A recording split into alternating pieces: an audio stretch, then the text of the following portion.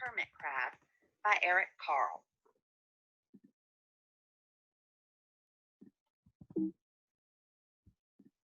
Time to move, said Hermit Crab one day in January.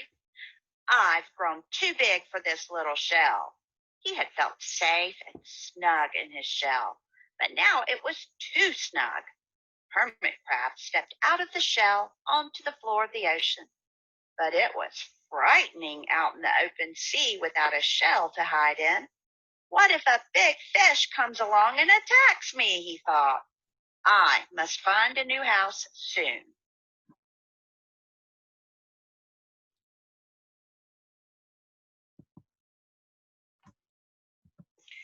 Early in February, Hermit Crab found just the house he was looking for. It was a big shell and strong.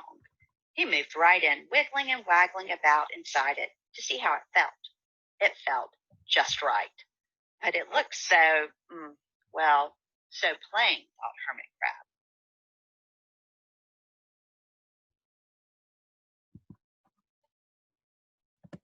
In March, Hermit Crab met some sea anemones.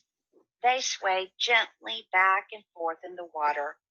Oh, how beautiful you are, said Hermit Crab. Would one of you be willing to come and live on my house? It is so plain, it needs you. I'll come, whispered a small sea anemone. Gently, Hermit Crab picked it up with his claw and put it on his shell.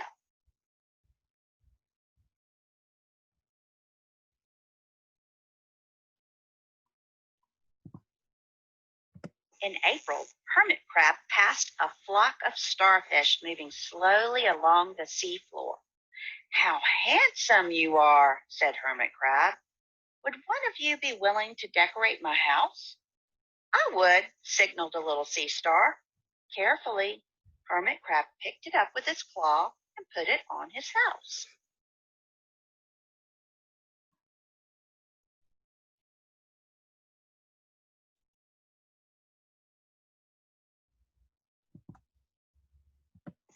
In May, Hermit Crab discovered some coral.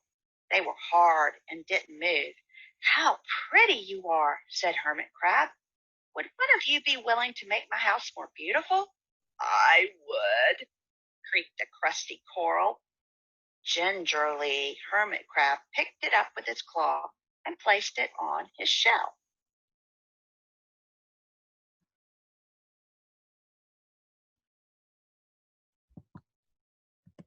In June, Hermit Crab came to a group of snails crawling over a rock on the ocean floor. They grazed as they went, picking up algae and bits of debris and leaving a neat path behind them. How tidy and hard-working you are, said Hermit Crab. Would one of you be willing to come and help clean my house? I would, offered one of the snails. Happily, Hermit Crab picked it up with his claw and placed it on his shell.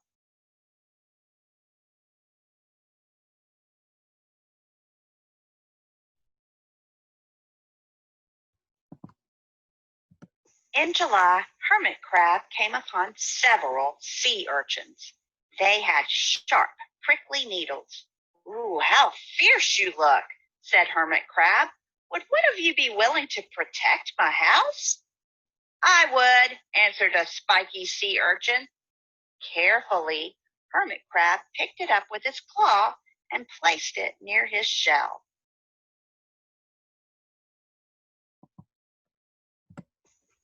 In August, Hermit Crab and his friends wandered into a forest of seaweed. It's so dark in here, thought Hermit Crab. How dim it is, murmured the sea anemone. How gloomy it is, whispered the starfish. How murky it is, complained the coral. I can't see, said the snail. It's like nighttime, cried the sea urchin.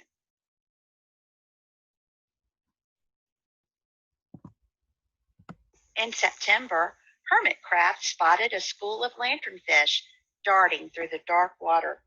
How bright you are, said Hermit Crab. Would one of you be willing to light up our house? I would, replied one lanternfish, and it swam over near the shell.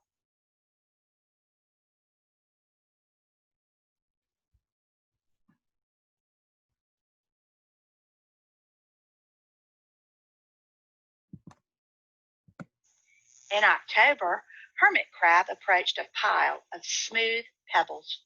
"How sturdy you are," said Hermit Crab. "Would you mind if I rearranged you?"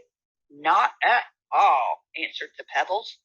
Hermit Crab picked them up one by one with his claw and built a wall around his shell. "Now my house is perfect," cheered Hermit Crab.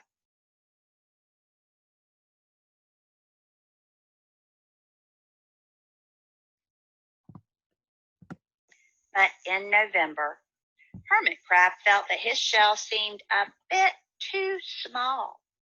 Little by little over the year, Hermit Crab had grown. Soon he would have to find another, bigger home. But he had come to love his friends, the sea anemone, the starfish, the coral, the sea urchin, the snail, the lanternfish, and even the smooth pebbles. "They have been so good to me," thought Hermit Crab. "They are like a family. How can I ever leave them?"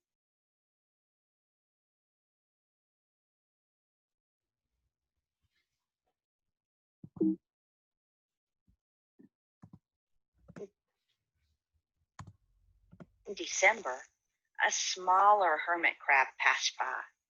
"I have outgrown my shell," she said. "Would you know of a place for me?" "I have outgrown my house too," answered Hermit Crab. "I must move on. You are welcome to live here, but you must promise to be good to my friend." "I promise," said the little crab.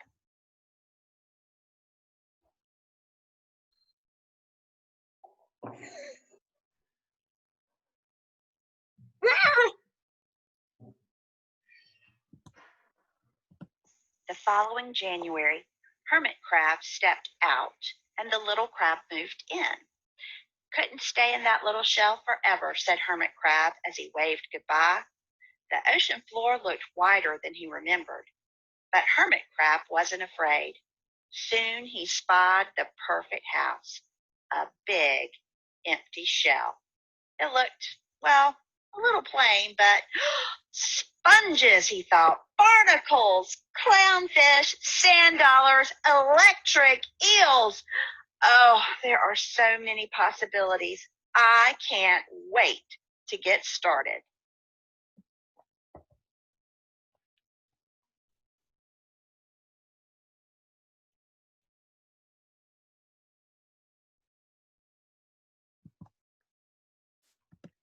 The end.